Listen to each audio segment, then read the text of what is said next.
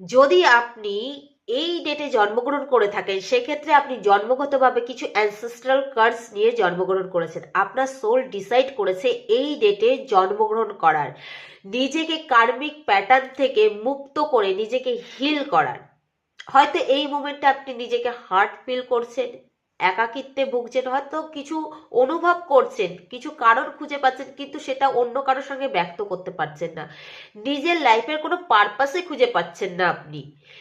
তো সেইখান থেকে সেই অ্যানসেস্ট্রাল কার্স বা কার্মিক প্যাটার্নকে, যে প্যাটার্ন বারবার আপনার লাইফে রিপিট হচ্ছে, সেই কার্মিক প্যাটার্নকে ব্রেক করে নিজের লাইফকে আগে এগিয়ে নিয়ে যেতে হবে এবং নিজেকে হিল করতে হবে। সেই ডেটগুলো কোনগুলো? সেটা হচ্ছে 7, 16 এবং 25।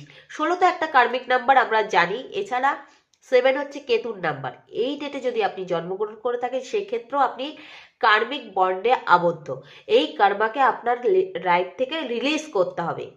এছাড়া যদি আপনি 9, 18 এবং 27 তারিখে জন্মগ্রহণ করে থাকেন, সেক্ষেত্রে আপনি একজন জন্মগতভাবে হিলার।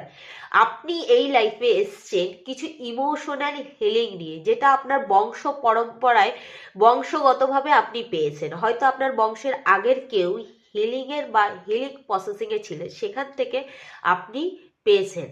তো আপনি কোন ডেটে জন্মগ্রহণ করেছেন অবশ্যই কমেন্টে লিখবেন। রাধে রাধে।